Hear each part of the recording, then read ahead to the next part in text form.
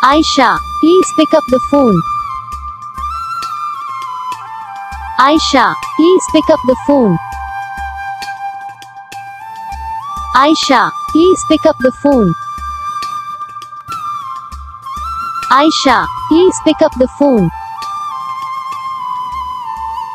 Ayesha, please pick up the phone. Channel को subscribe करो, comment करके बताओ आपको ये वीडियो कैसा लगा, कौन सा पार्ट है जो आपको इस वीडियो में अच्छा लगा है, फिर कौन सा पार्ट है जो आपको इस वीडियो में अच्छा नहीं लगा। अगर आपको रिंगटोन पसंद आई या फिर आप ऐसा कौन सा रिंगटोन बनवाना चाहते हो तो आप हमें कमेंट कर सकते हैं। हम आपके लिए रिंगटोन बना के चैनल पर अपलोड कर देंगे।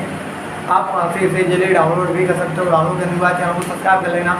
सब्सक्राइब करने के बाद जो वाला का नाम आए तो ऑल पर सेलेक्ट कर लेना। देखो उसका फ़ायदा रहता है क्योंकि वीडियो डालते हैं तब आप तक वीडियो पहुँच जाता है। यानी कि अगर मैं सरल भाषा में बताऊँ तो आपको पता चल जाता है कि हाँ